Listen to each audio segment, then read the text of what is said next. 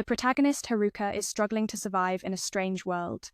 With only mediocre skills and forced to operate alone, he sneaks around, spying on a group of goblins about to feast.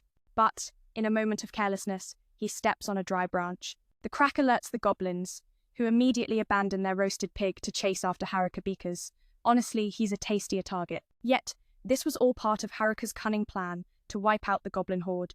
After a tense chase, the goblins fall into a pit he had dug earlier. This marks Haruka's first victory in his quest to conquer this otherworldly realm. Flashback to a few days earlier, Haruka was just a lonely young man in a classroom full of diverse characters from thugs and delinquents to stylish girls, hardcore otakus, muscular guys, and the class president's clique. Of course, Haruka belonged to none of these groups. He preferred to bury himself in books during breaks, playing no part in any social circle. Then, on that day, something extraordinary happened in class. A golden light appeared, leaving everyone speechless except Haruka knew better. He recognized the glowing magic circle as a summoning spell, identical to one from the novel he was reading. At first, curiosity sparked in him, but the thought of being trapped in another world, that was terrifying. So, Haruka tried everything to escape the classroom. He kicked doors and hurled chairs, but the doors wouldn't budge. Meanwhile, the magic circle grew larger, spreading like wildfire. With no other choice, Haruka climbed onto the ceiling, hoping for a miracle. But the circle followed him up there, pulling him into a stark white room, the haunting waiting area for those summoned to other worlds. Here, Haruka met a godlike figure, looking both dazed and lonely, a mirror of Haruka's own isolation. The god explained that the entire class had been transported to this strange realm, except Haruka. Urging him to prepare quickly, the god told Haruka he must choose a skill set and an item to survive this new world. Among the options were powerful skills like martial arts and dual swords. But since Haruka was last, his classmates had already claimed the best skills and items. Left with only weak abilities and useless trinkets, Haruka's frustration boiled over. He called the old god a fool for not preparing anything decent. The god, wounded by the insult, decided to dump all the trash skills onto Haruka before banishing him to the other world. And so, Haruka found himself transported to a vast forest. His belongings were stored in a magical bag provided by the god. Though he knew the gear was village-tier trash, Haruka couldn't deny it looked somewhat decent. His first task was to roll dice to allocate stats for himself. When the dice rolled to the letters M and T, Haruka was confused, thinking M stood for Menusa negative number in math. Without hesitation, he dumped all his points into luck. Turns out, M actually meant big here, boosting his luck stats far beyond expectations. Haruka had maxed out his stats, but everything else was painfully low. On top of that, he earned two utterly useless titles, the Lone King and the Unable to Form Party badge. Our guy felt pretty down lonely here, just like in the old world, but Haruka chose to shake off all that bad luck. He was ready to start his new life in this strange world, with one goal in mind, to build his own wooden house deep inside the forest. The view was tight, so Haruka reminded himself to stay alert after all. If a monster sneaked up while he was asleep, that'd be the end of the story. Suddenly, he remembered the farmer outfit had something called contact lenses. When Haruka slipped those lenses on, it was like the world around him lit up. Turns out, the lenses had appraisal powers that let him identify every plant nearby from fruit trees to stamina-boosting mushrooms. Seizing the chance, Haruka gathered a bunch of mushrooms into his magic bag for dinner. He also found a stream flowing through the forest. Taking a sip, he spotted a cave nearby. Approaching cautiously, he thought, this must be some monster's den. So, respectfully, Haruka asked the monster residing inside if he could crash there for the night.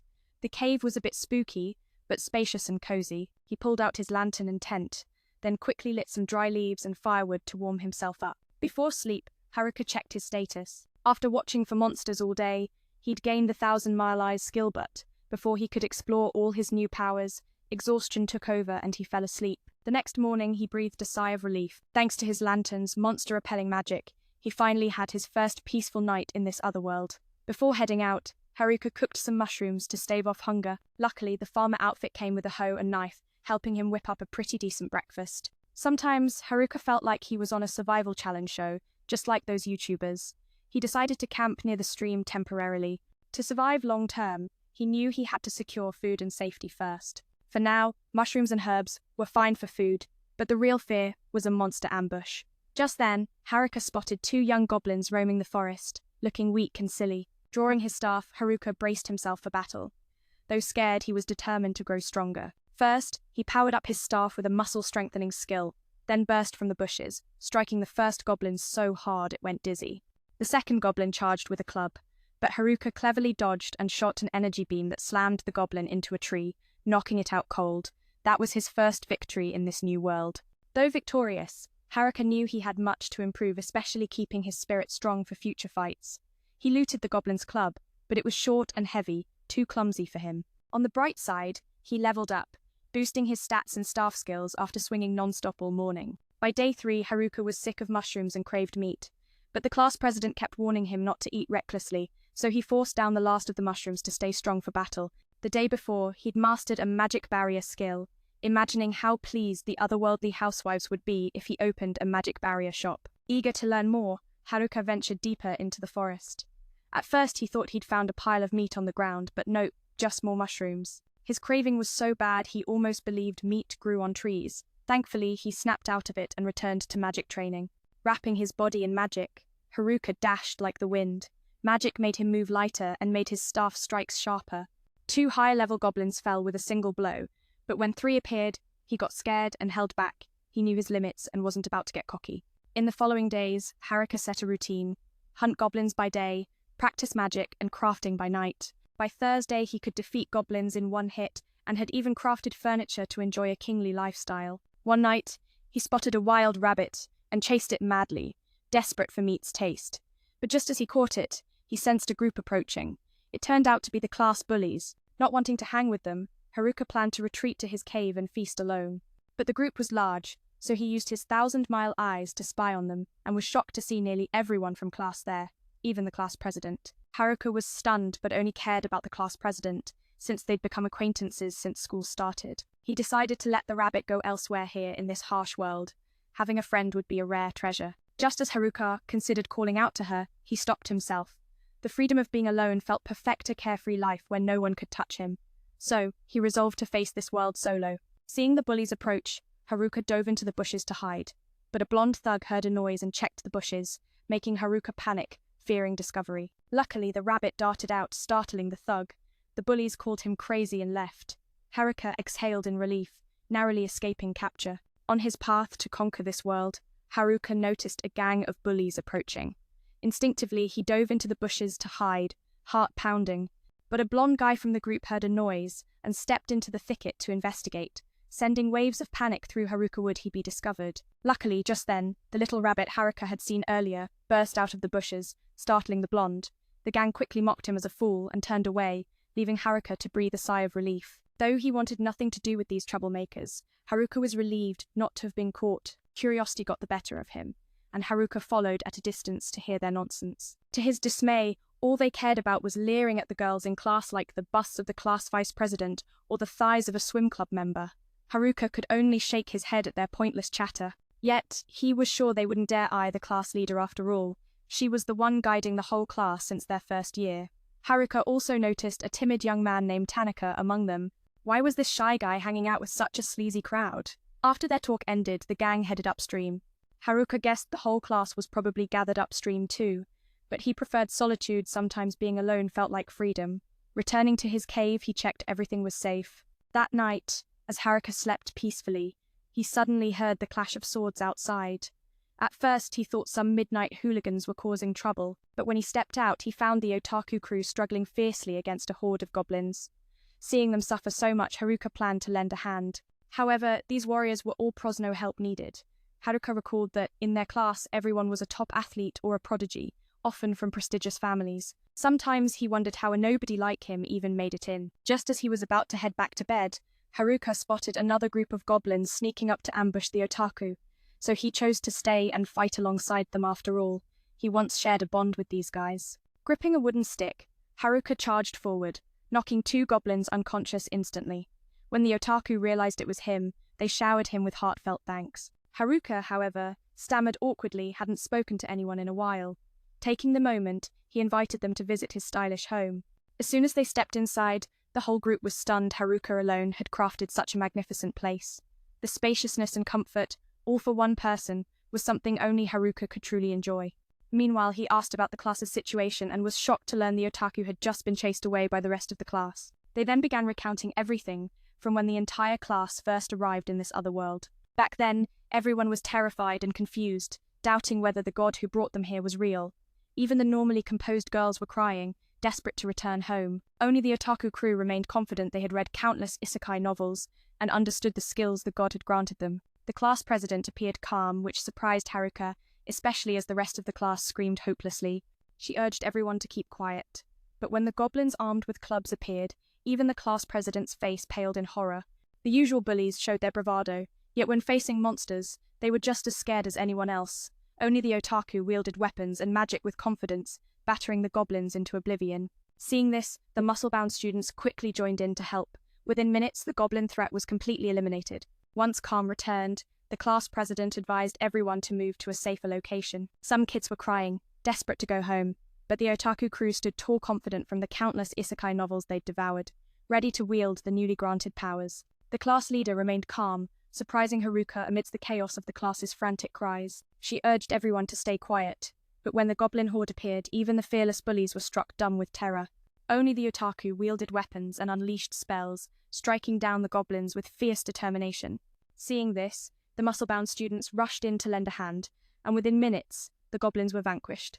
Once the class leader regained her composure, she advised everyone to move to an open area. She quickly led them to a rocky riverside clearing to set up camp. The otaku, armed with survival knowledge from their fantasy readings, took charge of pitching tents, while the class leader organized the group, assigning roles to keep everyone busy. Soon, the class united, spirits lifted until the fashionable girls refused to listen, avoiding hard work.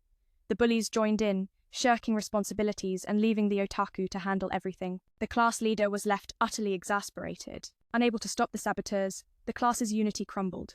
The troublemakers and rebellious girls idled away their time, while the president and otaku club carried every task on their back. The otaku even had to fend off monster hordes themselves to keep the base safe.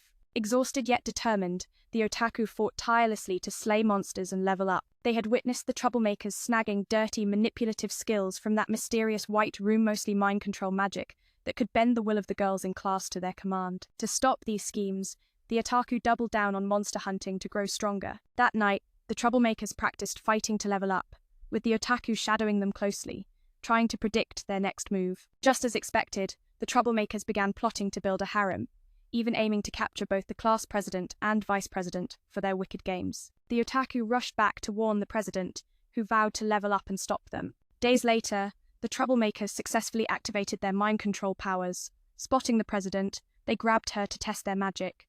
But before they could do harm, the otaku ambushed and knocked every one of them unconscious without missing a single target. The otaku sealed away all the mind control abilities, exposing the harem plot to the entire class. Furious, the fashionable girls drove the troublemakers out of their base, thinking the worst was over. But the troublemakers soon returned with a vengeance. They violently attacked classmates and set fire to all the tents. When the president and otaku returned to the base, it was too late. To add insult to injury, the fashionable girls blamed the otaku, claiming their provocations caused the chaos. Even others joined in, saying it was all otaku's fault. Only the class president and a few close friends stood up for the otaku. Yet, embarrassed and disheartened, the otaku had no choice but to leave. Hearing all this, Haruka recognized the hardships the otaku had endured, and decided to throw them a mushroom feast to lift their spirits. After days of fun with the otaku, Haruka saw them off. Before leaving, they revealed plans to head to the city and become adventurers, even inviting Haruka to join. Though once close with them, Haruka declined, preferring solitude and urging the otaku to disappear from sight quickly. Haruka figured tagging along would only slow them down, and he wanted to check on the president's group back at the base. On the way, he encountered a fierce dog. Despite the sting of the bite, he knocked it out and pressed onward upstream. But when he arrived, the base was reduced to ashes, empty and abandoned. Using his scouting skills, Haruka found many footprints leading away. Following them, he suddenly spotted the fashionable girls right in front of him. Panicked, he hid beneath his cloak, but they caught sight of him. The three girls chased Haruka through the forest. Finally, they begged him to stop, and he relented. The leader, knowing Haruka was close with the otaku, asked him to guide them to apologize, fearing without the otaku's protection, they might perish in this wilderness. Haruka was speechless, never thought these rebellious girls had a conscience. He told them the otaku had already moved far away, making any chase futile. But since all three seemed eager for him to show the way, he tested their resolve. He warned the forest teemed with dangerous monsters, and they'd have to defeat them on their own to survive and catch up. Hearing this, the girls burst into tears, terrified of being monster food. With no experience fighting, they clasped their hands, begging Haruka to teach them survival skills until they found the otaku. At that moment, Haruka's mind control skill unexpectedly activated it. Turned out he had accepted their plea. Now, whatever he said, they obeyed without question. Like ducklings following their mother, the trio's faces showed a hypnotized daze. They didn't just rush to slay monsters, they dug up magic stones and brought them to Haruka. Sometimes they acted clueless, even spilling healing potions over him. Haruka thought, if the president saw this, she'd scold them all. So he needed to break the mind control spell before she arrived. Before he could act, the president passed by and lit up with joy like she'd struck gold. She called out to Haruka, but he didn't hear, busy brewing a spell to lift the curse. Finally, she shouted sharply, startling him, while the troublemakers still plotted to turn the whole class into their harem. Those troublemakers were dead set on destroying anyone in their way. Haruka never called the president by her real name, which annoyed her endlessly. They'd known each other since elementary school. Just then, the president's close friends arrived. The president noticed the fashionable girls acting strangely. Under her curious gaze, Haruka admitted the trio was under his mind control spell. Hearing this, the girl shot him, looks dripping with disdain. Freezing him in place, mind control was meant for monsters, not people. The bullies still hadn't given up on turning every girl in the class into their personal harem. Determined, they vowed to eliminate anyone standing in their way. Haruka never called the class leader by her real name, which infuriated her. They'd known each other since elementary school. As the class leader's close friends arrived, she noticed the fashionable girls acting strangely. Under her curious gaze, Haruka had to admit the trio had fallen under his mind control spell. The girls glared at Haruka with contempt, their eyes sharp with scorn. Frozen on the spot by a control spell meant only for monsters. Yet now Haruka dares to use it on a human. The class president arrives to check if the girls are okay. But in truth, their minds remain clear, untouched by Haruka's control. While the sisterhood exchanges concern, Haruka sits alone in solitude, deciding to practice some magic to eventually expand his home. But somehow his practice ends with him tumbling to the ground. The class president, witnessing this, is left speechless. She thought Haruka was just a mischievous kitten earlier. After the class president checks on the three girls and learns they were saved by Haruka, the entire group of girls bursts into gratitude for his kind heart.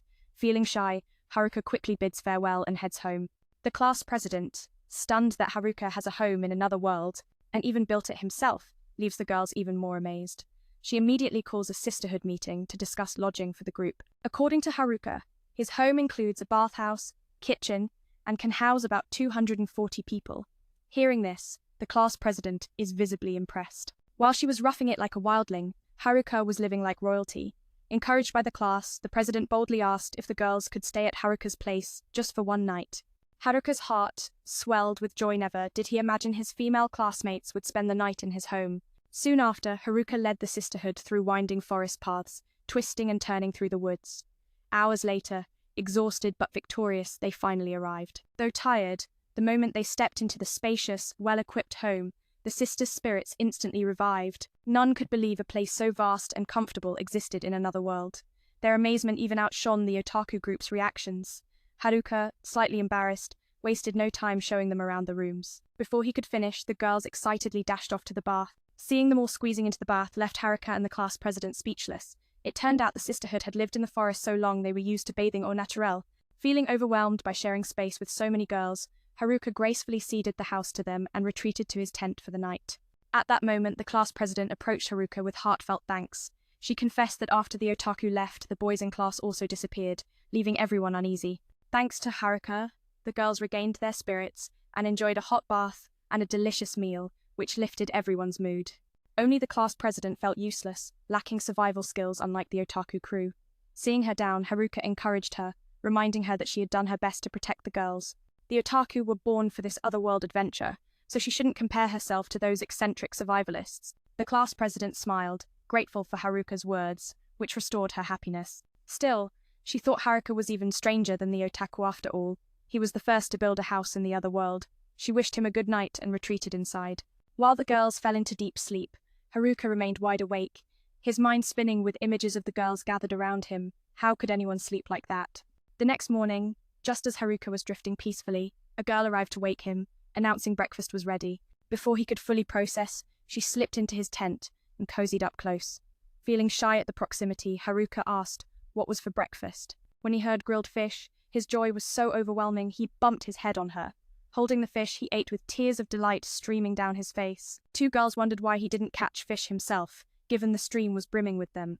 Haruka admitted his simple daily routine: morning by the stream watching fish, evening in the cave eating mushrooms. The fish were just too quick for him to catch. Seizing the moment, Haruka asked the sisterhood to teach him how to catch fish properly.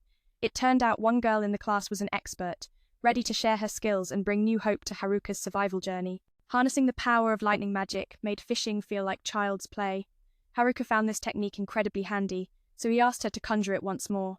As she summoned a crackling ball of thunder, Haruka swiftly wrapped it with his packing skill, then dropped it into the stream, electrifying the fish till they were paralyzed. Noticing the two girls' puzzled looks, Haruka revealed that his packing skill lets him absorb the essence of magic, which meant he had effectively learned lightning magic himself. Hearing this, the class president thought Haruka had some insanely powerful skill, but the young man shyly brushed it off as just a lame trick. After breakfast, Haruka asked the class president about their next plans. She shared that the sisterhood was aiming to head toward the city, much like the Otaku Guild. But first, everyone needed to level up and grow stronger. Seeing this, Haruka eagerly offered to help train the girls' combat skills. He started by checking each sister's level, and when he found they were all around level 20, Haruka felt a sting of embarrassment after days of grinding. He himself had only reached level 7. Just then, Haruka spotted 3 low-level wolf cubs hiding in the bushes, and invited them to be the opponents for the sisters' real combat practice. At first, everyone was brimming with confidence, ready to take down the wolf cubs. But soon enough, each girl found herself flat on the ground, thrashed by the wolves. Even Haruka was at a loss for words. Those loud boasts earlier faded fast as the group retreated to Haruka's tent to rethink their strategy. After all, they'd never truly faced monsters before. Armed with hard-earned lessons, they set out again to train. Only the purple-haired girl from that morning stayed behind to apologize to Haruka. She confided that she had deliberately approached him earlier to test his character, haunted by past attacks from ruffians. She feared Haruka might harm her too. But when she got close, she saw his kindness. Not only did he offer shelter and food, but he also taught her how to fight. From tomorrow on, she promised to teach him how to catch fish early enough to roast them for him. Hearing this, Haruka felt the weight of their hardships and gladly accepted, hoping to grow closer. The next morning, as Haruka happily munched on fresh fish, the sisters rallied to avenge the 3 wolf cubs. He thought to himself, they weren't just reckless, but wildly delusional. Thankfully, the class president stepped in, stressing the need for serious training first. So, the whole day was spent in the forest, splitting into teams to spar against goblins. Though they got beaten down hard, no one gave up. Finally, the day of revenge arrived. The wolf cubs danced provocatively, fueling the sisters' burning determination. But before the fight even began, everyone pretended to fall asleep. Some even faked illness to sneak away, leaving Haruka exasperated. Luckily, a few brave souls stayed behind to face the wolves.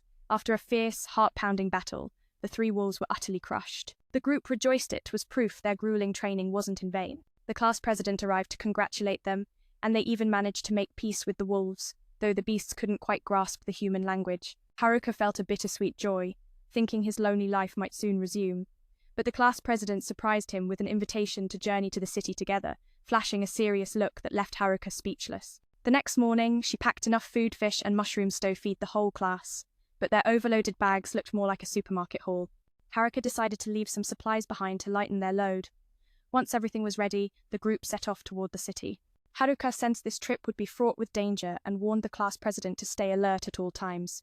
Meanwhile, back in their class, a male student was being hunted by a shadowy figure. Despite pleading that he lacked the skill the attacker sought, the assailant mercilessly ended his life before disappearing into the pouring rain. Knowing the thugs still posed a threat to the sisterhood, Haruka's top priority became ensuring their safety and getting them out of the forest as fast as possible. After traveling a while, the group encountered a gigantic boar.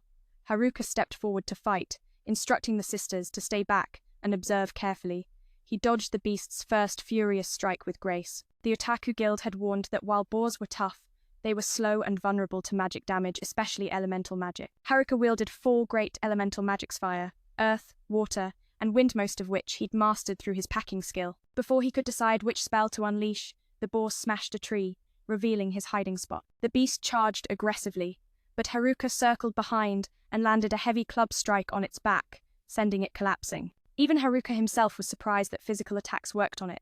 Next time, he vowed to rely on magic rather than risky moves. When the next boar appeared, Haruka unleashed a newly upgraded fire spell. A single spark was enough to incinerate the monster instantly.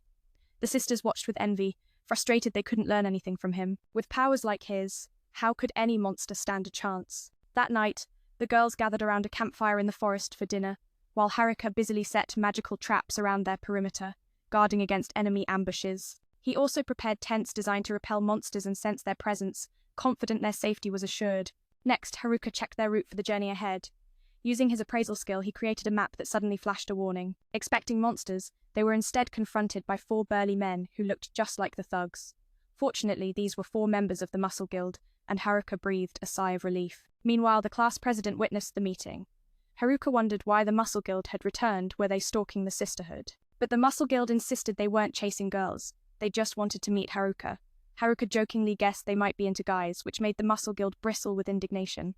They explained the whole group was shaken, because someone in the class possessed a skill even more dangerous than the thugs. The tension thickened, promising darker challenges ahead. If you've ever felt overwhelmed by invisible threats, remember sometimes the fiercest battles are fought in the shadows. Feeling utterly frustrated for learning nothing from Haruka, whose skills are so powerful that no monster could stand against him, that night the girls gather around a campfire in the forest, sharing dinner. Meanwhile, Haruka busily sets magical traps around for enemy detection, and prepares tents that repel monsters and sense their presence. With these precautions, Haruka believes the girls will be completely safe.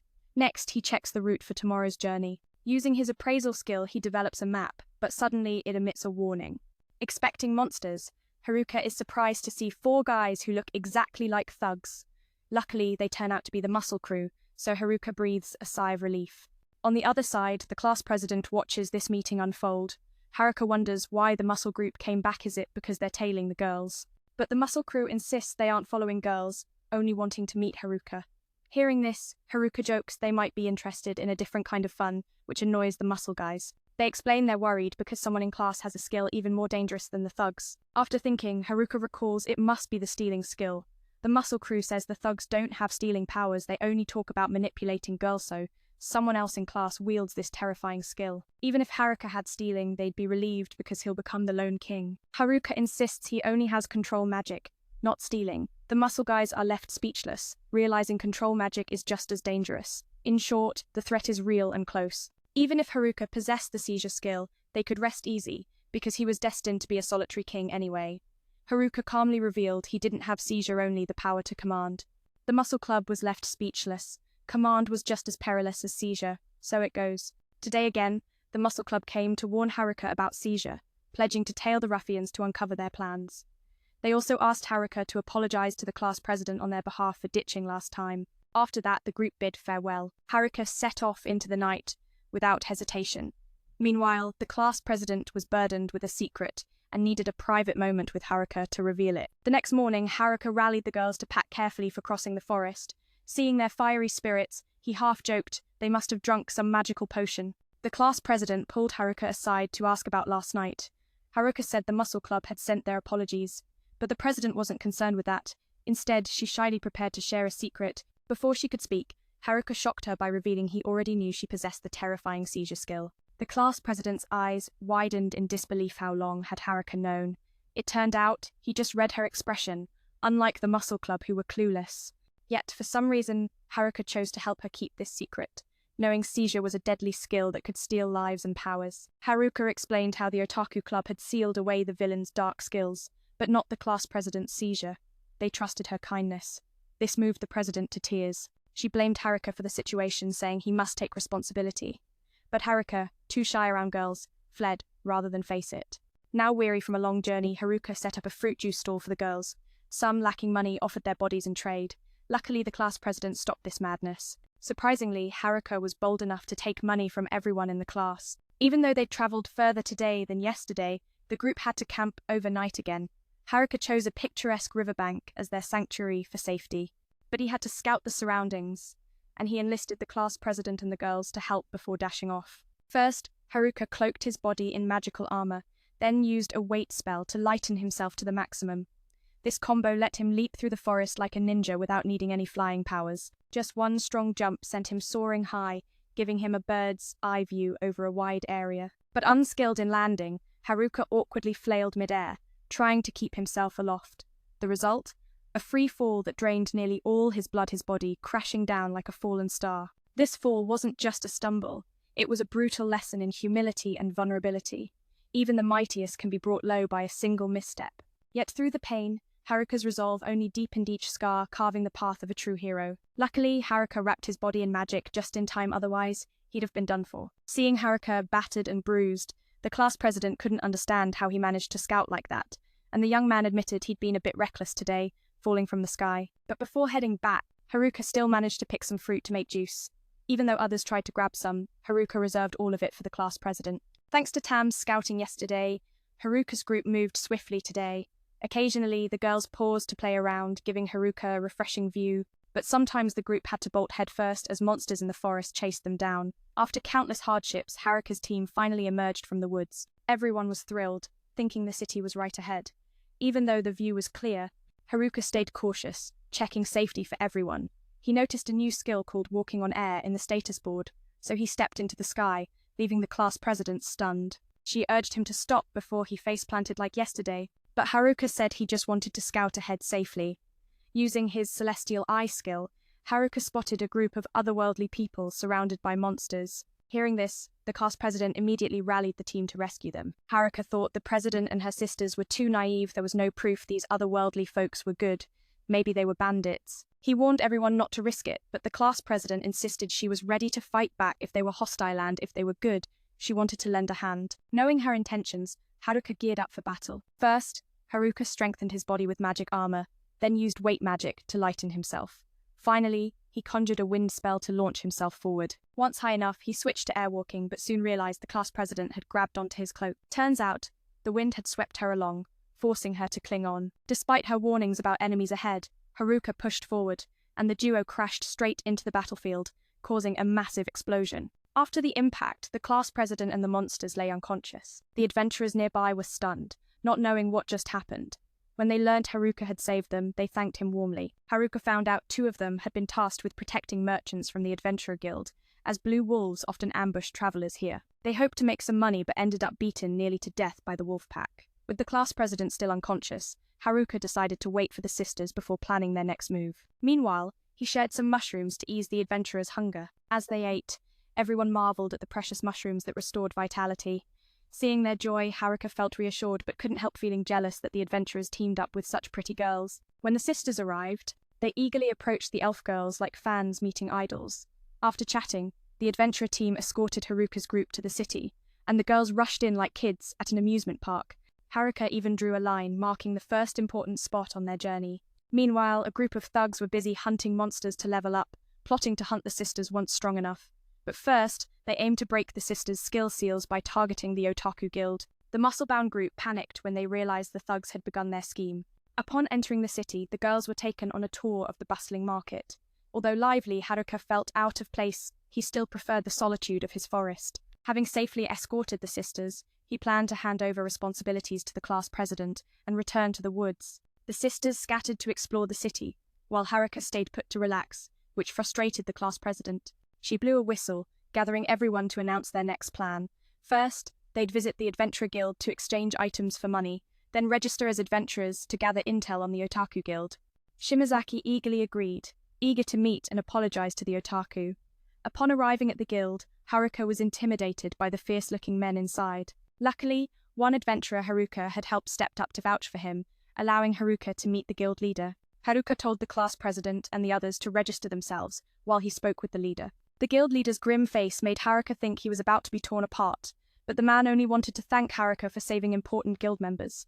His serious demeanor had Haruka nearly scared to death. After the meeting, Haruka found a place to sell magic stones. The guild would appraise them and pay accordingly. When Haruka dumped a huge pile on the table, the receptionist was speechless, so many stones it'd take until tomorrow to appraise them all. Just then, the sisters arrived, letting Haruka know they'd finished registration. It turned out all the girls were above level 3, making registration easy. They also possessed strong skills from before entering the other world. Meanwhile, the tough adventurers began flattering the sisters, leaving Haruka dumbfounded. When Haruka tried to register, the class president believed he'd become an outstanding adventurer, since his power had brought her to the city. But the receptionist refused. Haruka was only level 9, and the minimum for registration was level 10. For solo players like him, level 20 was required. After appraising the magic stones and paying Haruka, the receptionist is speechless at the sheer volume, saying she'll need until tomorrow to finish the appraisal. At that moment, the sisterhood reminds Haruka they've completed registration. Turns out all the girls are now above level 3, making registration simple, plus they have many powerful skills before entering the other world. The previously fierce uncles start buttering up the girls to befriend them, leaving Haruka speechless. When Haruka registers, the class president is confident he'll become an outstanding adventurer thanks to his strength. She made it to this city. But the receptionist denies Haruka's registration, because he's only level 9, and you must be level 10 or higher to register. Solo players must reach level 20 to be accepted as adventurers. Hearing this, Haruka falls to his knees begging, but of course, she refuses. Haruka feels down. Reaching level 20 will take a long time. Also, because of his lone skill, Haruka cannot form a team. Seeing Haruka discouraged, the class president decides to help by bringing the group to the selection room. The Adventurer Guild introduces her to a building shaped like a heart with red hues. Haruka initially thinks it's a love hotel, but the class president laughs it off. No such thing here. Inside, the rooms are normal lodgings without any love seats. Lying on the soft bed, Haruka feels comfortable, but he still prefers the feeling of living in his own home. After breakfast, the class president invites everyone to explore the city further. Seeing this, Haruka thinks the girls will be fine settling in the city. As for himself, after selling the magic stones, he plans to return to the forest. When they arrive at the guild, the group has prepared a bag of money for Haruka, impressed by the amount of magic stones he possesses. Seeing this, Haruka thought the sisterhood would settle well if they made this city their home. As for him, after selling the pile of magic stones, he planned to return to the forest.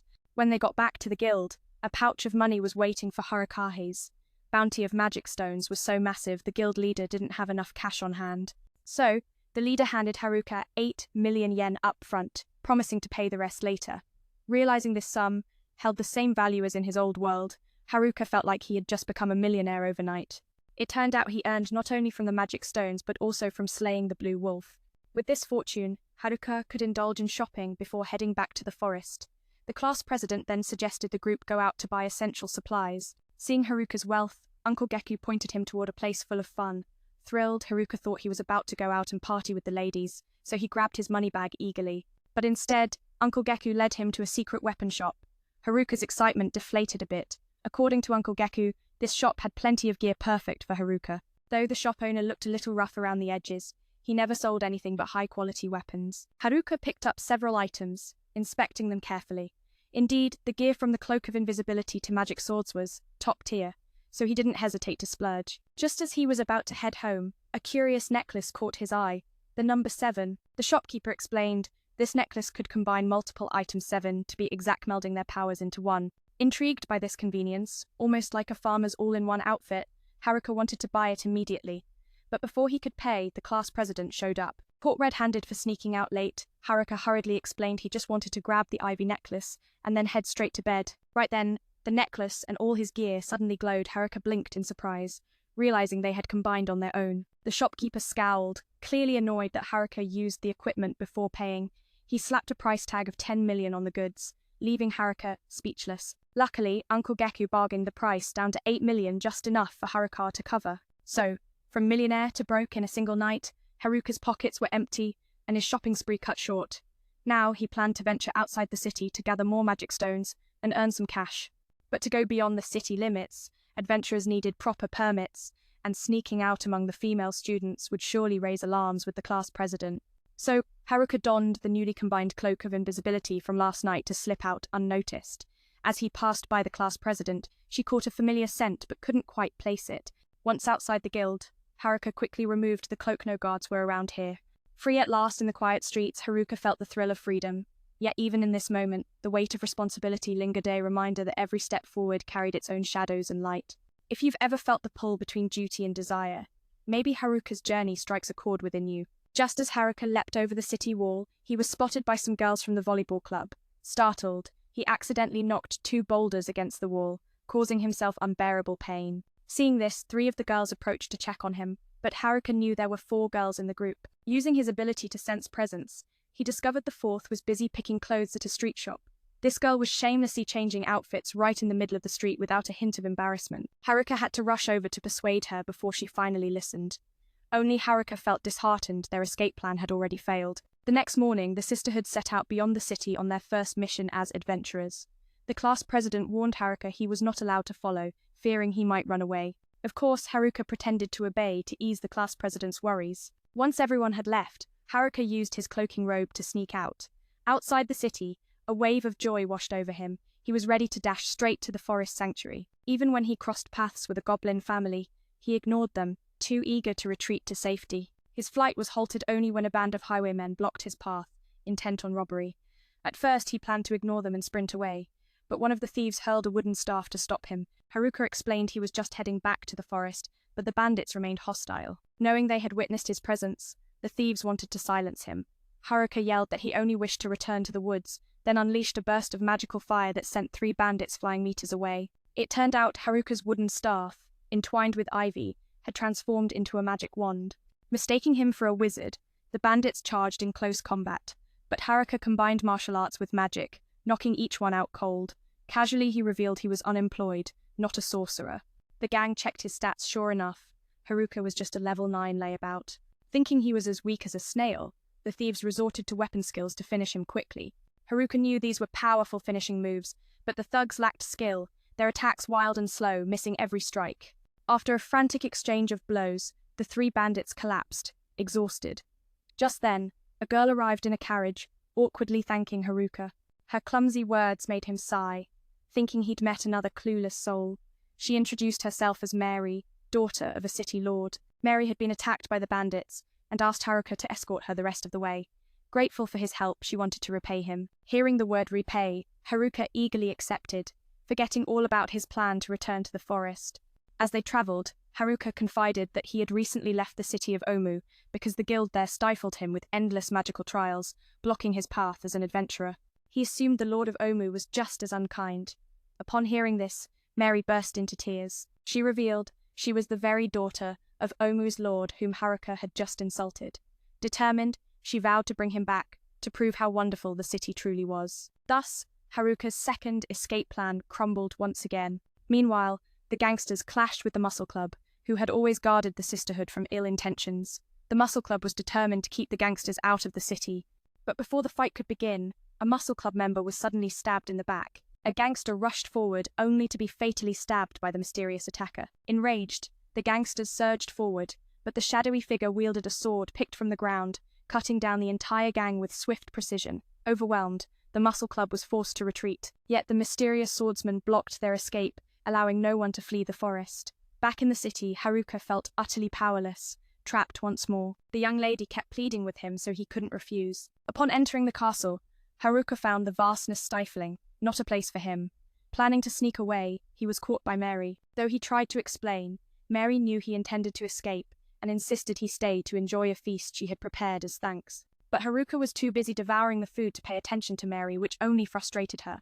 She sent a servant with a pouch of gold and crafted a citizen ID card for him, granting freedom to enter and leave the city at will. Yet Haruka's stomach still grumbled, ignoring Mary's words and the elegant outfit she had prepared for their meal together. The next morning, Haruka explained everything to the sisterhood, saying he was invited to the Lord's mansion, not escaping. The girls believed him, except the class president, who warned Haruka to stay in the inn and not leave the city. But as soon as they left, Haruka resumed his plan to return to the forest, unstoppable now that he held his ID card. Before leaving, Haruka used Mary's gold to buy breakfast and new weapons, leaving a note for the class president that he was visiting the Muscle Club in the forest. Then he presented his ID card to the city guards and finally slipped past without resistance. No longer concerned with bandits or monsters, Haruka strode back to his beloved forest. The crystal-clear stream and familiar creatures welcomed him home. His heart longed to revisit his humble abode. On the way, Haruka encountered a massive ogre and effortlessly defeated it, feeling the enhanced power of his staff combined with his new weaponry. Yet he wondered why such monsters were appearing near the forest's edge. It meant something had changed during his absence. Faced with familiar monsters, Haruka simply wishes to return home soon. On the way, he spots a giant boar and effortlessly takes it down. Indeed, his staff, combined with the weapon shop's gear, has grown much stronger. But he doesn't understand why boars usually deep in the forest are now near the edge. Haruka suspects something is wrong in the forest while he was away. On his way back, he finds dried blood on the ground.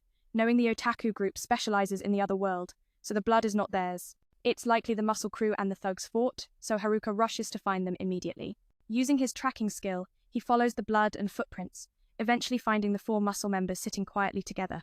Haruka initially thinks all 4 are dead, but they're seriously wounded. He quickly pours healing potions over them to revive them. Upon seeing Haruka, Their leader asks about his condition and about the girls in the city. Haruka replies that both he and the girls are fine, thanking the muscle crew for bravely protecting the class.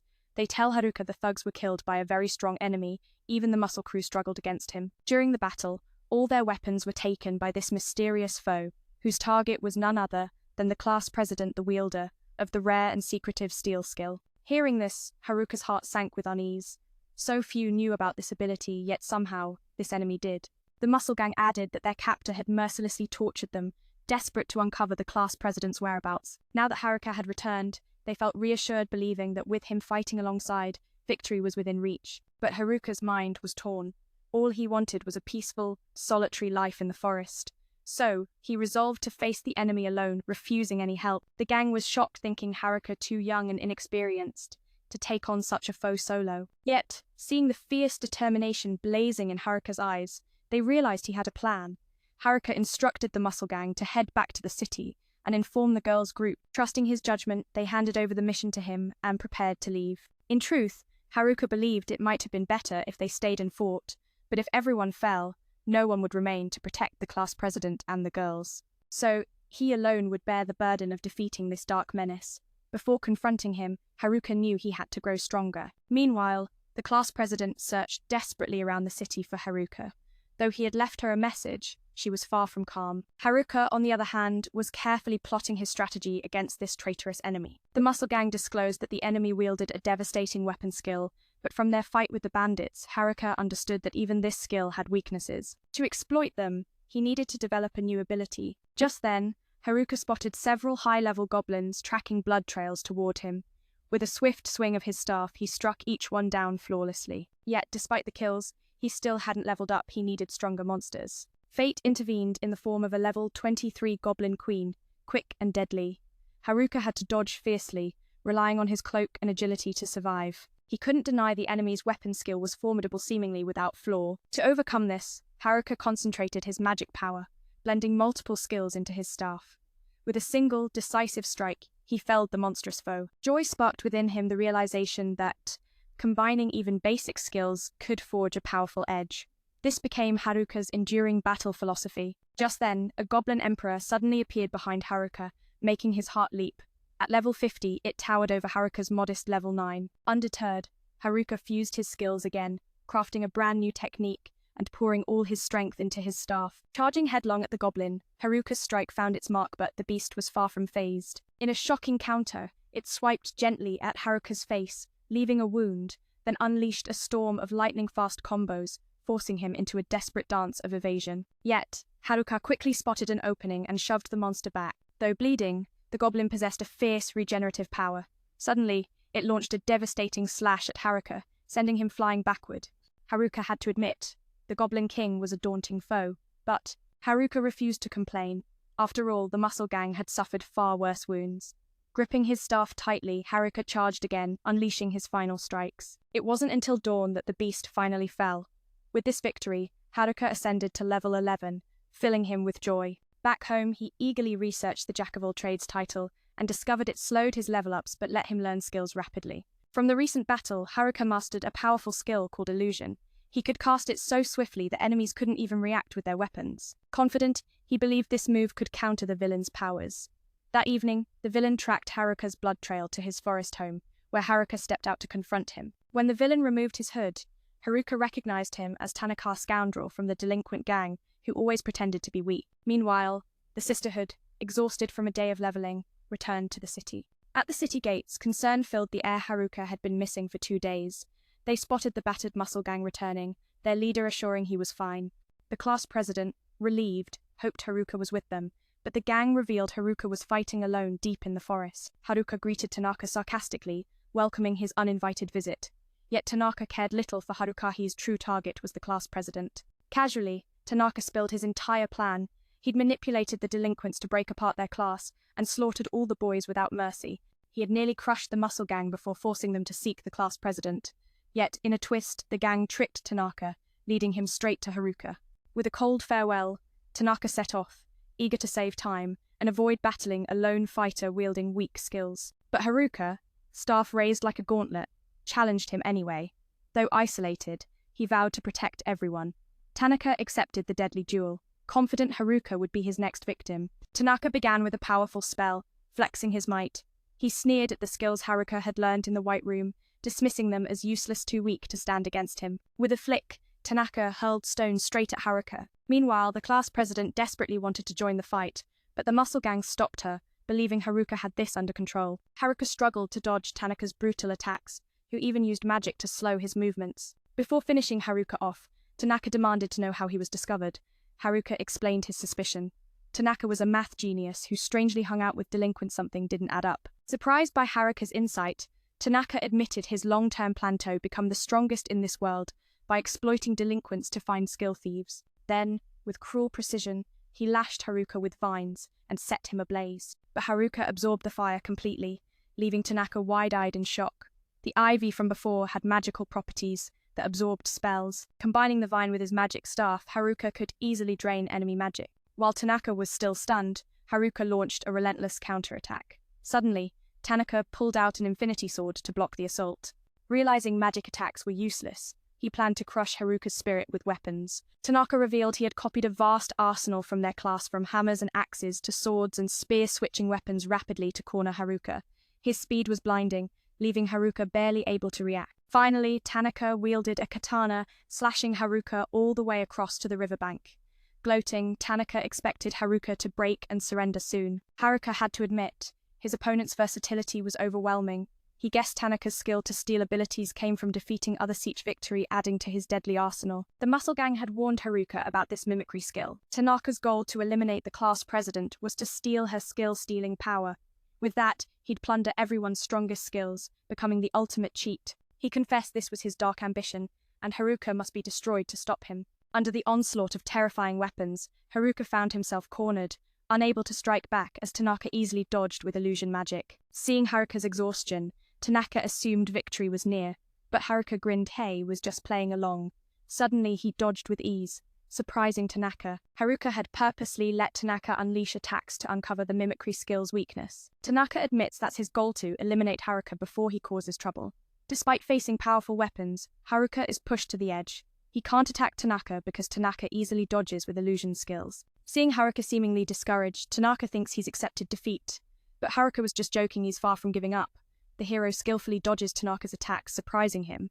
Turns out, Haruka intentionally let Tanaka make the first move. Relentlessly, Haruka sought the chink in Tanaka's mimicry armor. Tanaka's copied weapons could only be wielded 3 times, so Haruka just needed to dodge a few more attacks before those weapons faded into useless shadows.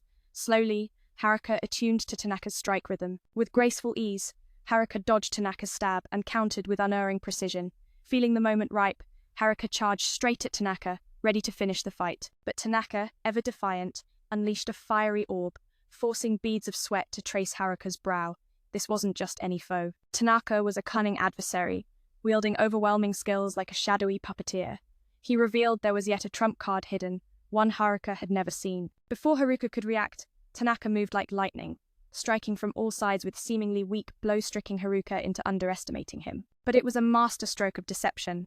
Tanaka vanished behind a boulder and suddenly unleashed a stunning skill that plunged Haruka into a clinical, death-like state.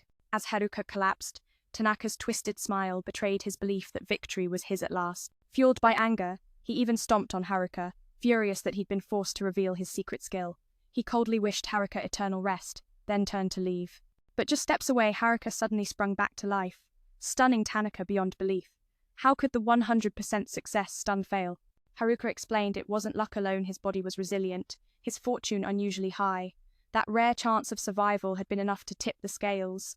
In truth, Haruka had only feigned death to gauge Tanaka's reaction, a dangerous gamble that paid off.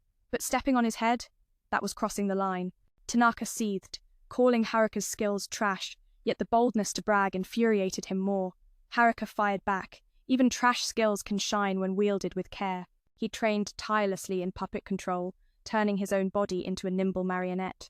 Despite being slowed, he dodged Tanaka's attacks with eerie grace. Hearing this, Tanaka refused to admit defeat to a skill trash like Haruka. He drew his last weapons, determined to end the fight once and for all. But no matter the assault, Haruka stood unshaken, effortlessly shattering every move. With calm certainty, he declared the battle over. Tanaka could only watch, powerless, convinced his perfect mathematical strategies had sealed his victory. But Haruka smiled knowingly here. In a world ruled by sword and sorcery, the old equations didn't apply. This realm held mysteries Tanaka's logic had never accounted for. Memories flooded Tanakahi's dull life in the old world, surrounded by ignorance despite his genius. He had prayed for an end to the monotony, only to be thrust into this new realm. When he saw the skill board, excitement surged. This other world was a playground of endless possibilities. He quickly crafted a formula to claim world domination, even if it meant crushing his classmates. To be invincible, he reasoned, was worth any sacrifice. Yet here stood Haruka, a skill trash defying his plans, a thorn in his path he refused to tolerate. Stepping into this new world, Tanaka's eyes sparkled with wild excitement at the skill board before him. He saw the Isekai realm as a playground of endless fascination. Driven, he crafted an Equiona blueprint to conquer this world, even if it meant slaying his classmates. After all, that was the only path to invincibility. Yet, here stood Haruka boy armed with nothing but supreme mimicry skills boldly standing in his way. Tanaka couldn't accept this. Drawing his final sword, he lunged toward Haruka, thirsting for a bloody duel. But within moments, Haruka shattered the blade, though his energy was nearly drained. Believing Tanaka had run out of tricks, Haruka relaxed only to feel the cold pain of the sword piercing his shoulder. Tanaka still wielded remote control skills, manipulating weapons from afar with deadly precision, his pride swelling as he claimed ultimate victory. But Haruka wasn't done. With a sharp strike to Tanaka's mouth, he reminded him, calculations mean nothing here. Suddenly, golden energy radiated from Haruka's body, striking fear deep into Tanaka's heart. Haruka declared coldly that a mere calculator without effort like Tanaka was doomed to lose. Without hesitation, Haruka delivered the final blow, defeating Tanaka and bidding farewell to him in the forest. He left a stern message: never underestimate the use of skills, for Haruka would forge them into legendary powers. After the battle, Haruka felt the weight of his recklessness. Facing such a formidable foe, his body bore countless wounds, his magical energy drained dry from unleashing a flurry of skills. Feeling the fragile thread of survival slipping away, Haruka's thoughts drifted to the class president and his lively classmates. Fortunately, the Otaku Club arrived just in time, tending to Haruka's wounds and guiding him out of the forest. They shared how, upon reaching town, they heard Haruka was battling alone and rushed to aid him. When Haruka returned, the class president was overjoyed to see him safe. The Muscle Club came to congratulate Haruka on defeating the villain, while the girls in class checked in, expressing how much they missed his grilled fish. Knowing Haruka had just endured a tough fight, they thoughtfully prepared a bath for him and even gave his back a good scrub.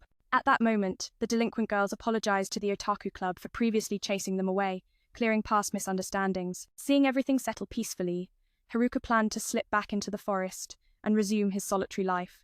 But the class president caught Himno escaping this time. Expecting scolding, Haruka was surprised when she instead ran up to hug him, pleading that he not leave and make her worry again. Yet, for his habit of sneaking off, punishment awaited. The sisters vowed to take turns training Haruka all night long, no more running away from now on. That night, Haruka dreamed a strange dream of a lonely figure waiting for him deep within a dark dungeon. Awakening, that vision lingered heavily on his mind.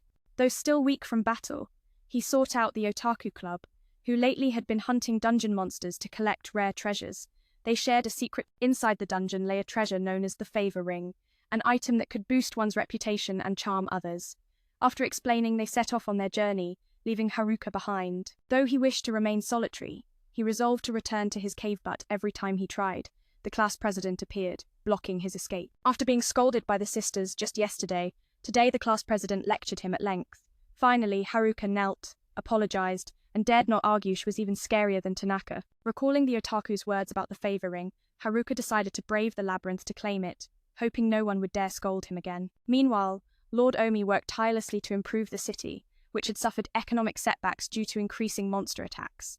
Suddenly, a guard burst in to report a horde of monsters heading their way. Coincidentally, Haruka, en route to the labyrinth, encountered them and used the fight to warm up before entering. On the other side, the Adventurers Guild leader asked the class president for help to eliminate the monsters near the city outskirts. But Lady Mary rushed in with alarming news. The monsters were countless and ferocious, having already destroyed a village.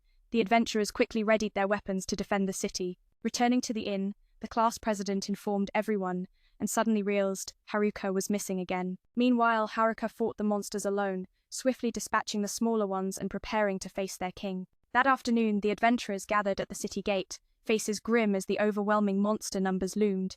Little did they know, Haruka had been locked in combat with the Monster King since morning, neither yielding. Finally, he unleashed a devastating combo that knocked the king unconscious. After dealing with the monsters, Haruka headed straight to the labyrinth, heavily guarded due to the presence of high-level beasts. Using invisibility magic, he slipped inside without permission. The tense yet thrilling atmosphere greeted him, uncertain what horrors awaited. Prioritizing the favor ring, Haruka eagerly searched chests, only to find worthless junk instead of treasures. Frustrated, he remembered not investigating before entering, and recalled a shop specializing in labyrinth items. He decided to return to the city to seek the shopkeeper's knowledge. Meanwhile, the adventurers waited until nightfall but saw no sign of monsters, doubting Lady Mary's warnings. Suddenly, a dust cloud rose. Everyone expected an attack, but it was just Haruka, yawning as he returned. Seeing the lively campfire gathering, he mistook it for a class reunion. The class president explained they had been there since afternoon, waiting for the monsters, and asked if Haruka encountered them. Scratching his head, he admitted he had slain every last one. The adventurers gaped in disbelief, while the sisters grew mad at his reckless actions. They took Haruka to the guild hall for judgment. Lady Mary thanked him for protecting the city but warned that reckless adventuring would surely lead to death. The guild leader added that with more monsters escaping the labyrinth lately, a new surge was expected. Haruka must be cautious. News of the labyrinth had spread, so Haruka hurried back to the city to gather information. The adventurer guild waited until nightfall, but saw no sign of monsters. Doubt crept in. They began suspecting Lady Mary's tales were just tall stories.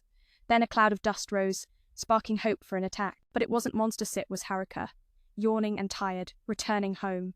Seeing the class president and others gathered cheerfully around a campfire, he mistook the scene for a reunion. The class president explained they'd been waiting since afternoon, hoping to catch monsters and question Haruka on his journey. When asked if he encountered any creatures, Haruka scratched his head and confessed he'd wiped them all out, not a single one left. The Adventurer Guild blinked in stunned disbelief, while the girls grew angrier, scolding Haruka for his reckless antics. And so, the chaos continued. They immediately took Haruka to the guild for judgment. First, Lady Mary thanked Haruka for protecting the city, but she warned him that if he kept risking his life like that, it would surely be the end of him. The guildmaster added that recently many monsters had escaped from the dungeon, and he predicted an upcoming monster surge, so Haruka must be very careful. Of course, Haruka wasn't afraid of those weak monsters. But after this incident, both Lady Mary and the guildmaster began watching him more closely. If things continued like this, Haruka's solitary life would drift even further away, so he decided to find the favor ring as quickly as possible. The next day, Haruka went to ask the item shop owner about it. Thinking he was there to buy something, the owner refused outright because last time Haruka had merged an item without paying, but this time, Haruka only came to inquire about the favor ring. The owner revealed that the ring really was hidden deep inside the dungeon. Haruka's heart soared, but getting that ring wouldn't be easy. He would have to search through the last 50 floors of the 100-floor dungeon, and to clear each floor he'd need to defeat that level's boss. The dungeon also held many mysteries and legends yet to be uncovered. After hearing this, Haruka hurriedly said goodbye to the owner and set off for the maze. But Haruka's journey into the dungeon to find the favor ring was just the beginning of a deeper, more emotional quest. They hurried home to inform the class president, who was left speechless. On top of that, Haruka's search for the ring was suspected to have dark intentions, so the girls united to stop him from claiming this coveted item. Meanwhile, Haruka was confidently heading into the labyrinth when he sensed many eyes watching from behind. It was the class president leading the entire class, confronting him to uncover his true motives for seeking the ring.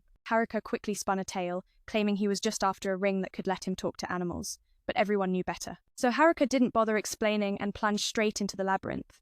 Seeing this, the class president led the group in after him, trailing closely, fearing he might trigger traps. She warned him constantly to be careful, but Haruka, banking on his high luck stat, scoffed at the dangers. No sooner had she finished than Haruka crashed through a wall and plunged down a chasm, leaving the class frozen in shock. The class president reached out, but it was too late.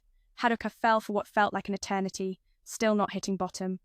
He thought this might be the end, but just as he landed, Haruka used magic to transform the floor into a cushion.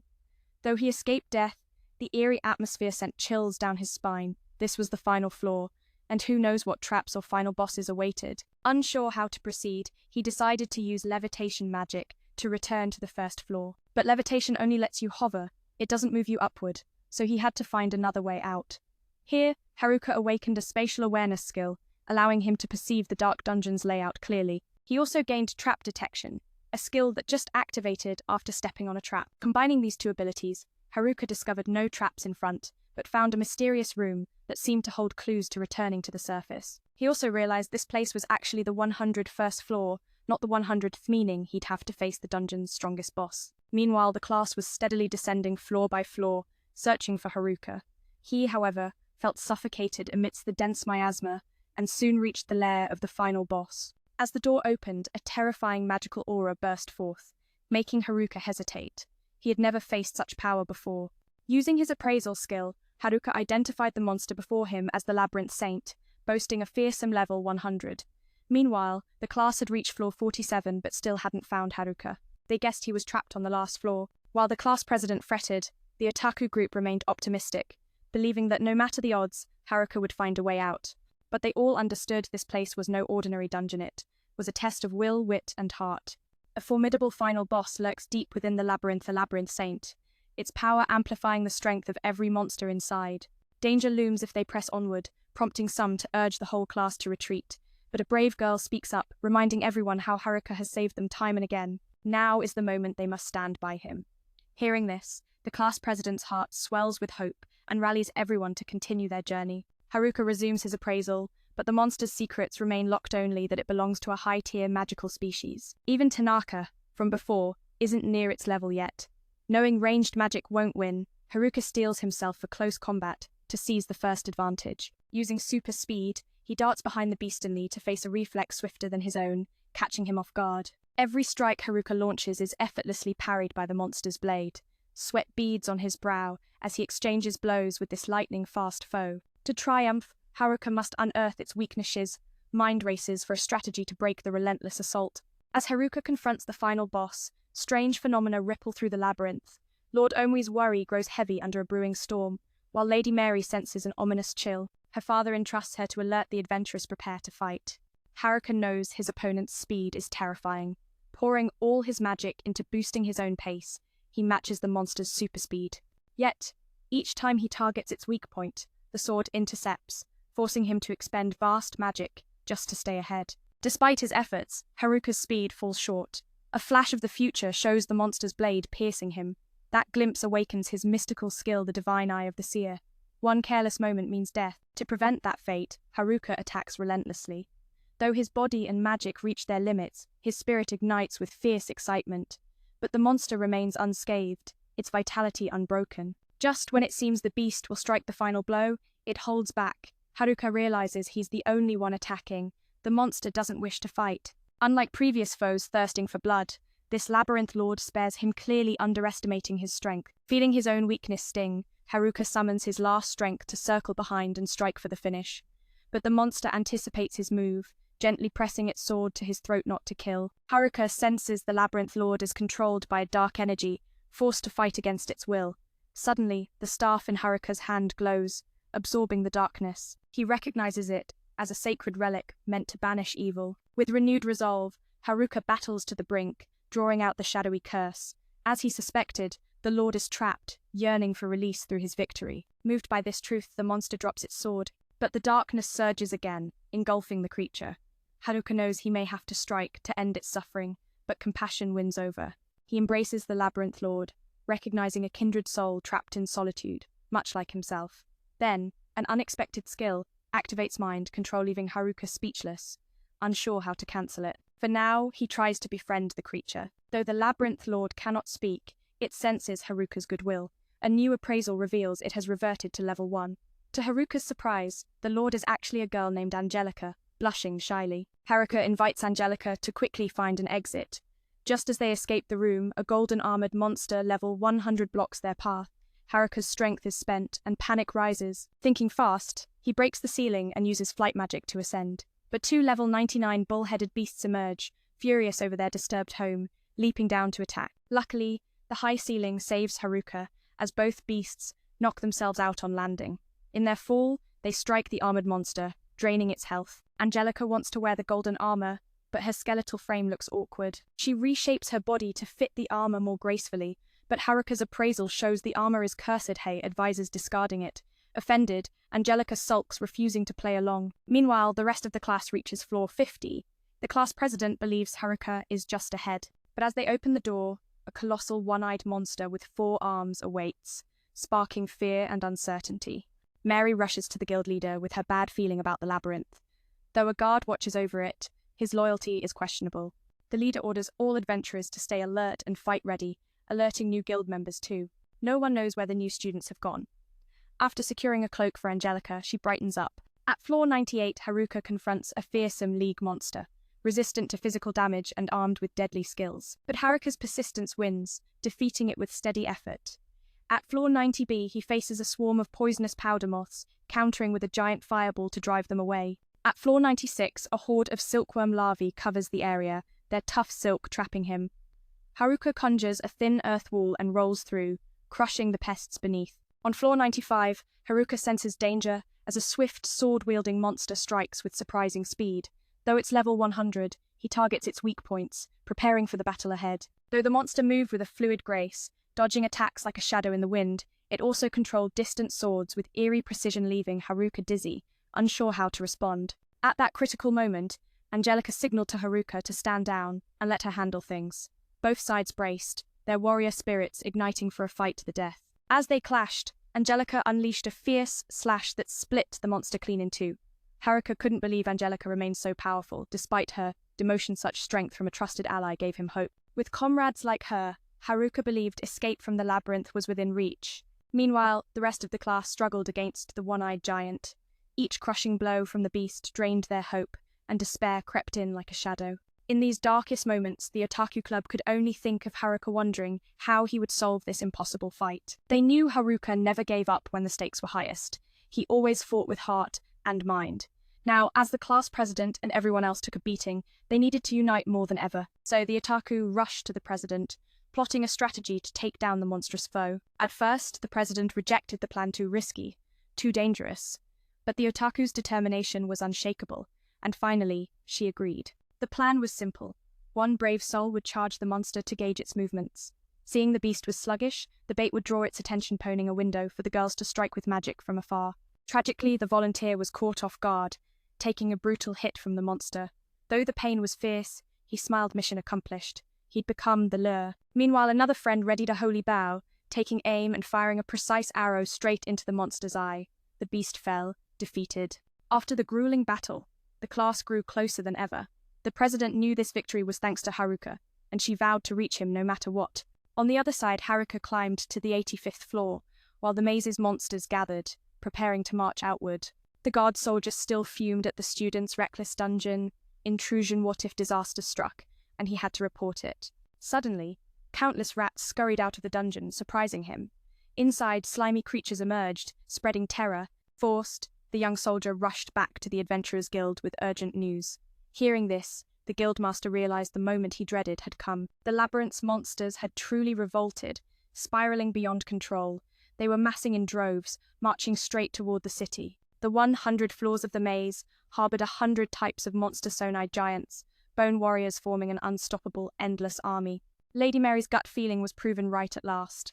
The guildmaster also uncovered that the students had ventured deep into the maze. He pulled out an ancient tome, written thousands of years ago, detailing the maze's map and the phenomenon of monster uprisings. It explained that monsters are born from the highest levels down to the lowest.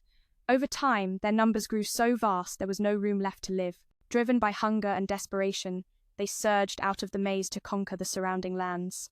The only way to stop this invasion was to understand this cycle and fight not just the monsters, but the very nature of the maze itself. This revelation set the stage for a battle that was more than just survival. It was a war for the soul of their world. With this phenomenon, the key is to defeat the labyrinth's final boss. Only then will the monsters vanish completely, and the maze itself will crumble. The guild leader concluded that, if the boss isn't slain, the city will descend into chaos. Yet, no one knows who holds the strength to take down this beast.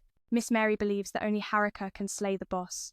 Just then, the monstrous horde shakes the entire city, forcing the guild leader to order an immediate evacuation to safety. At the same time, all adventurers are summoned to the city gate to face the oncoming wave of monsters head-on. Amid the city's tension, Haruka remains strangely calm inside the maze. His secret, simple tricks. Just tossing a single tranquilized fish can pacify a flock of griffins. Then, a few swift strikes with his staff finish them off with ease. Meanwhile, Haruka's class has reached floor 54. Though exhausted, their class president keeps rallying them to push forward. Their opponents here? A pack of over 100 fierce werewolves. The city's adventurers have held off the first monster wave, but their strength wanes. Who knows how they'll face the next onslaught. Suddenly, the adventurers recall the students who ventured into the labyrinth. and the guild leader insists only Haruka can defeat the final boss to stop the monster uprising. But someone must reach Haruka with this vital news. So, the guild leader entrusts Mary to deliver the message, accompanied by UTA, a maze expert, to protect the young lady. The rest stay behind to defend the city. Mary's initially terrified this is her first time entering the labyrinth, yet seeing the wounded around her steels her resolve, and she sets off with determination. Up on floor 81, Haruka arrives at the underwater palace. The monsters here are swordfish with blades sprouting from their back. As they charge to devour him, his allies strike them down with unerring precision. Haruka's appraisal reveals these swordfish are level 81 foes. If they attack, he'd become a sashimi platter in no time. Their underwater speed makes them deadly too. Recalling his old world days buying frozen fish at the market, Haruka casts a freezing spell to slow them down. Sure enough, cold weakens the fish drastically. He then seals them into frozen packages, literal frozen fish. With this cunning tactic, Haruka swiftly wipes out the underwater palace's minions. But the floor boss soon rises to avenge its children, surfacing with a fury that shakes the waters and overwhelms Haruka, submerging him completely. Only Angelica stands confident, eager to slice the beast into pieces. Haruka resurfaces riding a magic, earth-crafted surfboard, skimming the waves in search of his target. When the monster lunges, he leaps off and smashes its head with his staff. Victory over the level 81 boss is his. Haruka and Angelica press onward to higher floors. Confident, Haruka believes this pack is just the beginning of his conquest through the labyrinth. Along the way, he finds a ring that boosts luck, his first treasure. On floor 77, he picks up a blessing bracelet that purifies curses. Then, after defeating the level 100 boss on floor 75, he obtains the soul summoning gem, a mysterious artifact that controls life and death. With these treasures in hand, Haruka dreams of becoming a wealthy man in the city, but he can't bear to sell them, so he gifts everything to Angelica, wanting her to live happily without the burden of cursed armor. After all, who doesn't love jewelry? Angelica initially refuses, but Haruka's sincerity wins her over. She's overjoyed this is the first time she's ever received such a gift. She removes her hat, ready to express her gratitude, but Haruka dashes off. Their priority is escaping the labyrinth as soon as possible. Meanwhile, Haruka's class has defeated the werewolf pack on floor 54, but exhaustion grips them all. They just want to shower and rest, so their class president pushes them to hold out a little longer. Just then, Miss Mary and UTA arrive in time. Mary worries deeply as the group searches the labyrinth for Haruka. The class president believes he will soon defeat the labyrinth's boss, but laments their lack of magic communication. They don't even know which floor he's on. Haruka reaches floor 74, a massive volcanic crater. The searing heat feels like his body is being burned alive. Traps surround him, and his weakening stamina nearly topples him. Fortunately, Angelica arrives just in time to help, urging him to rest. Upstairs, the class president starts to panic, desperate to find Haruka quickly. Below, Haruka must rest to regain strength. He's utterly drained. Spotting a ventilation shaft nearby, he slips inside to enjoy a refreshing breeze with a satisfied smile. Coincidentally, the class president overhears the wind and Haruka's voice from above. She quickly alerts the others that Haruka is in the ventilation shaft and calls out to check if he's safe. Haruka recognizes this shaft. It's where he fell earlier. He explains he can't use magic to climb up and will need someone to lower a rope to help him ascend faster. Yet, none of the students have a rope. So, Haruka shouts that he'll climb floor by floor to meet them at floor 54. Before leaving, the class president informs him of the monster uprising threatening the town. The adventurers are stretched thin, fighting desperately to hold the line. UTA and Mary report that the second wave of monsters is advancing toward the city. If a third wave hits, the city will fall. The only way to stop this is by defeating the labyrinth's boss. Hearing this, Haruka worries because the boss is actually Angelica. He fibs that he already defeated the boss, but nobody above believes him. The monsters continue to riot outside. UTA then confronts him sternly. Haruka wonders if he truly defeated the boss. Earlier, the guild leader said it was the only way to stop the monster legion. Hearing this, Haruka's heart aches deeply. He might have to take Angelica's life to protect everyone in the city. At first, Haruka had intended to do so, but he simply couldn't go through with it. After all, she was a lonely soul, trapped in the labyrinth for so many years. Now, she had become a close comrade. How could Haruka bring himself to strike her down? So, he confessed to everyone that he had not yet defeated the labyrinth boss and promised he would find a way to save both Angelica and the people of the city. First, Haruka encouraged Angelica to fight with peace in her heart and move forward. Then, he shouted to everyone above that he had a plan to stop the monsters from rising up. Hearing this, everyone was confused, unsure of what Haruka intended. But the class president held an unwavering trust in him, smiling as she encouraged the class, confident that Haruka would pull through. Sure, he sometimes made everyone worry, but he always found a way to help and protect them. There was no chance he'd ever betray the class for personal gain. The whole group felt this trust deeply, and Haruka was moved, silently grateful to the president. With renewed resolve, he set out to find a way to stop the monsters outside from rampaging and to rescue Angelica from her prison. Wave after wave, monsters surged toward the city. The sheer numbers overwhelmed the adventurers, who strained every muscle to hold the line. No matter how many skills they unleashed, the monsters never ceased. Every time the front line fell, another surged forward. At this rate, the city's defenses would soon crumble. The guild leader kept rallying and inspiring everyone to fight until their very last breath, because protecting the city was the adventurer's highest calling. Even Lady Mary bravely ventured into the labyrinth. The newly joined student group also fought silently in the shadows. The guild leader believed that with their help, the city would weather this storm. So, everyone had to hold on and believe in each other. Those words rekindled the adventurers' spirits, fueling their resolve to never let a single monster infiltrate the city. Meanwhile, Haruka remained trapped at the volcano's mouth on floor 74, desperate to stop the monsters' uprising. He needed to quickly reach floor 54 to reunite with the class. Above, everyone was determined to clear the floors to meet Haruka soon. Seeing this, Haruka urged Angelica to speed up, knowing time was slipping away. They swiftly ascended to floor 73 and ran into some lizards. Haruka cast freezing magic on them, making it easy for Angelica to finish them off. On floor 72, Haruka switched to fire magic, sending the insects up in smoke. Then, on floor 70, he faced a two-headed dog beast. Knowing dogs' noses were sharp, he kept throwing vinegar powder and pepper at it, leaving the final blow to Angelica. After slaying the monster, Haruka took a moment to arrange their spoils. Unfortunately, the coveted affinity ring he sought remained elusive. Still nowhere in sight, Angelica urged him to rest before overexerting himself. But driven by an unyielding determination to save everyone, he refused to stop. After claiming their hard-earned spoils, the two pressed onward to the 69th floor of vast forest, stretching endlessly. Here dwelled a species of owls with a deadly gaze that could lull any creature into an instant slumber. Haruka, confident in his immunity to control spells, thought he could resist, yet exhaustion betrayed him, and he collapsed on the spot, his powers too drained to even activate. Once again, Angelica stepped in, vanquishing the monsters and carrying Haruka forward.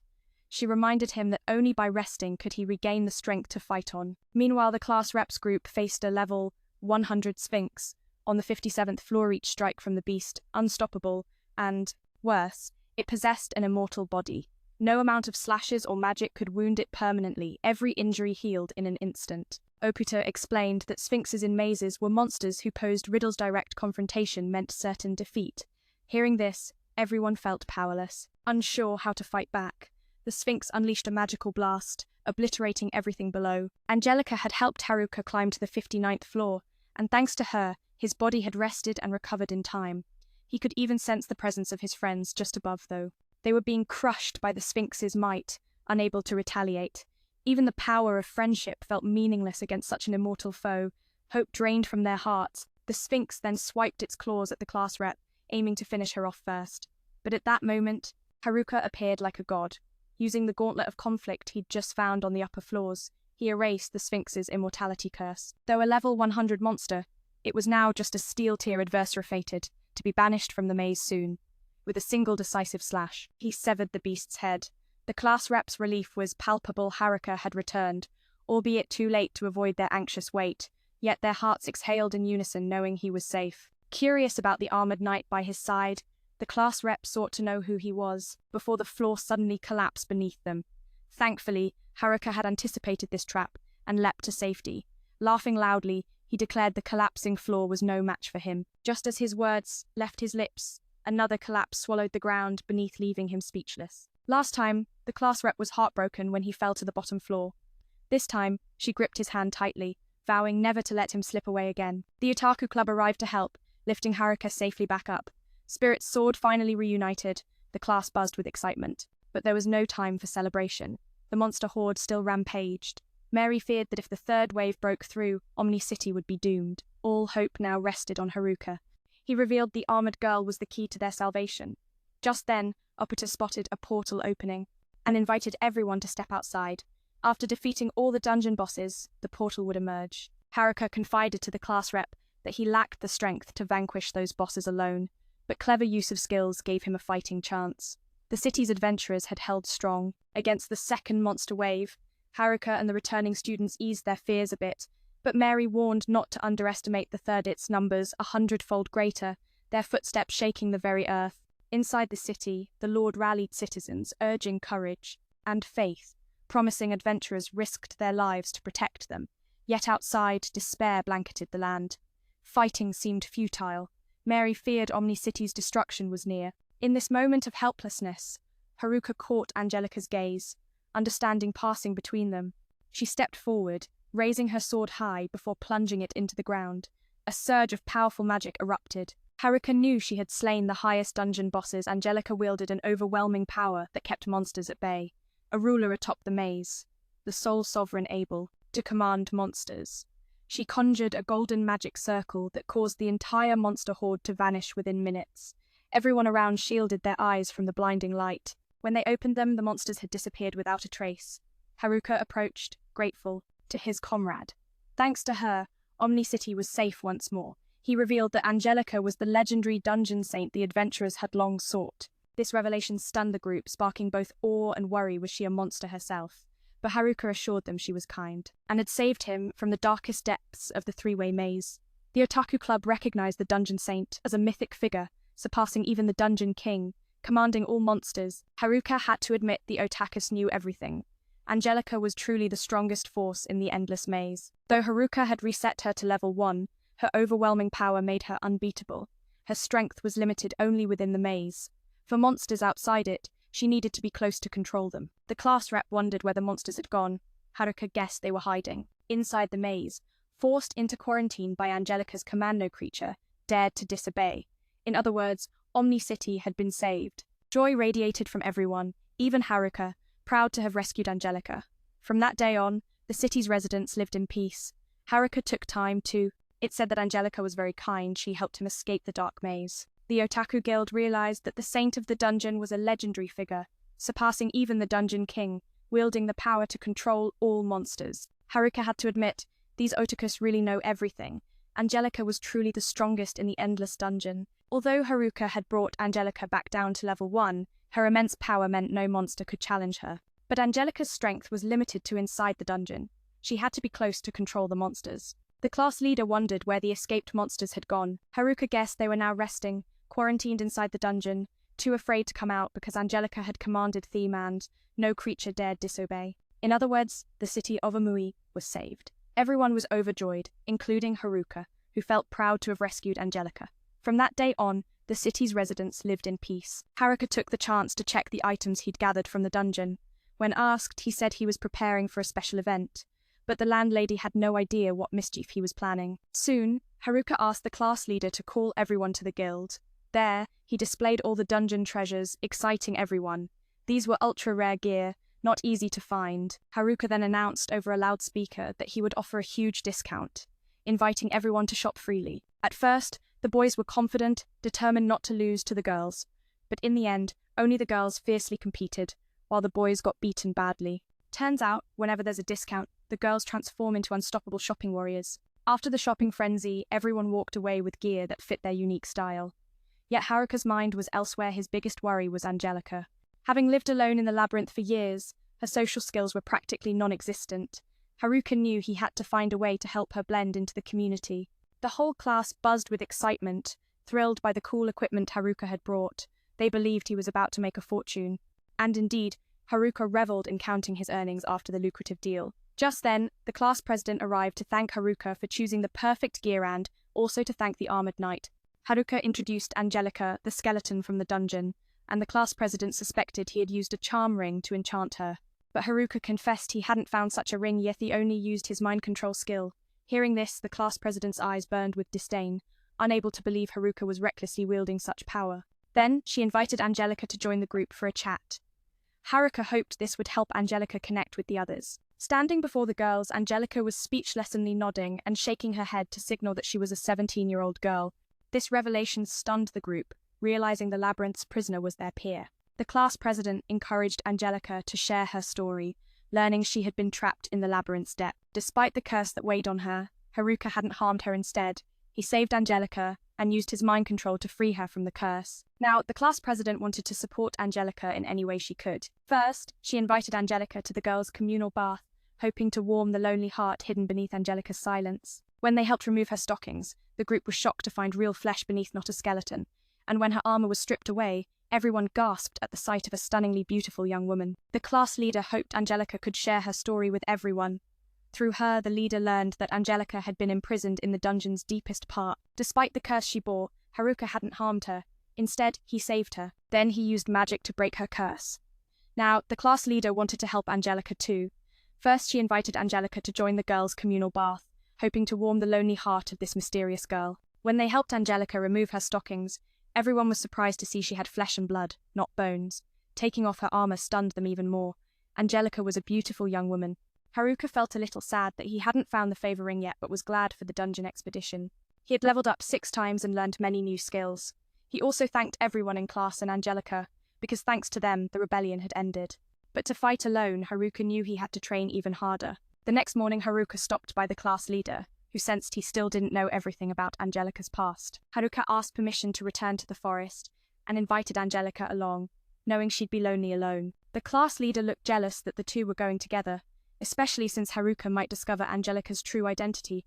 But in the end, she wished them well and reminded Haruka to treat girls kindly while she stayed behind in Omui City to wait for their return. After a day's walk, the two reached the familiar forest, a place Haruka hadn't visited in a long time. The comfort of returning was palpable. He invited Angelica to warm up with a skill test, but the young man rushed ahead too fast. Luckily, thanks to his no-foot movement skill, Haruka landed safely. Above, Angelica stepped on a slippery mushroom and fell straight into his arms. This time, Haruka caught her just in time, preventing injury. Cradled like a princess, Angelica's cheeks flushed with shy warmth. That night, Haruka luxuriated in a lavish bath. After months apart, he even coaxed Angelica to join for fun, though he figured she was a tough skeletal girl, so maybe it wouldn't work. But outside, Angelica had a towel ready, and Haruka's eyes widened in surprise. Before him stood a stunning blonde beauty, not the bony figure he'd imagined. Angelica nodded, admitting she really was the same person. Haruka blushed, embarrassed beyond words. After their bath, Haruka invited her into his room to talk more. Years trapped in a skeletal form had left Angelica mute, communicating only through gestures. Haruka recalled recent revelations. The cursed silver armor had restored Angelica's body, while a blessed bracelet broke the curse, letting her remove it. Then came the soul-summoning gem controlling life and death, combined with the traveling ring to reclaim her previous life. Piece by piece, Angelica was reborn as a normal girl. Only then did Haruka realize it was all because of him. Grateful beyond measure, Angelica followed to help him escape the labyrinth's darkness. Feeling he'd taken away her freedom, Haruka told her to live freely, do as she wished, no need to stay by his side. Angelica's sadness spilled over as she hugged him tightly, reluctant to part. Seeing this, Haruka guessed she'd been lonely for too long, craving companionship. To soothe her, he shared countless tales of his solitary journey from another world. The next morning, Haruka rose early. Angelica went out to test new combat skills, quickly accepting the challenge. They engaged in battle, and Haruka knew she'd escaped the maze's shadow, now much faster. Using teleportation, he aimed to keep up with her breakneck speed. Angelica charged at him with terrifying speed, but Haruka teleported skillfully, dodging 3 deadly sword strikes. He realized his level, stats, weapons, and skills were still weak. Training was his only path forward. This time, he teleported forward to strike, but Angelica blocked and smacked him with her sword's hilt. Though it stung, Haruka was thrilled his teleport had improved. He promised Angelica he'd soon surpass her speed. After a day of exertion, the two reached a stream bank with fish to cook. Tired of grilled fish, Haruka planned a hot pot to warm their evening. Angelica took the lead in cooking, while Haruka taught her knife skills like a cozy couple in the kitchen. This moment filled Angelica with pure happiness. Afterwards, they savored the fragrant fish hot pot. Haruka, full and satisfied, praised the dish as fire-level delicious. Suddenly, Angelica pulled Haruka into his room, catching him off guard. Embarrassed, he feared some mischief, but she only wanted to massage away his fatigue. She even joked about doing it daily to thank his kindness, though her acupuncture was clumsy, leaving Haruka speechless. After a while, Haruka's muscles stiffened so much he couldn't even stretch his arm. Still, Angelica wanted to keep helping, so he took her outside to gaze at the stars. After a while, Haruka gently patted her head, thanking her for training with him, making Angelica blush, wanting to confess something but holding back. Haruka thought she only knew how to fight. Everything else was awkward. He invited her to return to the city the next day to meet their friends. They traveled together, easing Angelica's worries. The next morning, under a heavy downpour, Haruka grabbed her hand, sprinting toward the city gates. By the time they reached the city, the rain had ceased. Haruka's classmates were overjoyed at their return. Seeing them holding hands, the girls immediately guessed they were dating and pressed Angelica for stories of their time apart. Meanwhile, Haruka greeted the class president as male students crowded him, curious about their relationship. Haruka, a self-proclaimed lone wolf, had boldly taken the hand of a stunning beauty, quite the surprise. Later, Angelica approached Haruka to say something, but he encouraged her to mingle more with the girls while he took a stroll. Just as he turned away, Angelica called after him, startling him. She shyly thanked Harakathy, first words she'd spoken in human form since arriving in this world. Haruka realized something profound. Though everyone carried their own silent fears and restraints, always somewhat isolated, none were truly alone. Haruka caught Angelica's hand, and they sprinted toward the city gate. They arrived just as the rain ended. Their classmates were overjoyed to see them back. Seeing the couple holding hands so closely, the girls immediately guessed they were dating. They asked Angelica what had happened during their time apart. Haruka greeted the class leader, while the boys swarmed him, eager to know how far things had progressed with Angelica. The guy who always called himself a lone wolf was now boldly holding the beauty's hand. Soon, Angelica approached Haruka to say something, but he encouraged her to talk more with the girls while he took a stroll around the city. Just as he turned away, Angelica called out, surprising him. She thanked Harakathy, first word she'd spoken as a human form, and shyly joined the others. Haruka realized something important. After coming to this different world, everyone carried their own hidden fears and insecurities. Though they stood side by side, each person felt a bit trapped, never fully free. It proved that everyone, including Haruka, was lonely.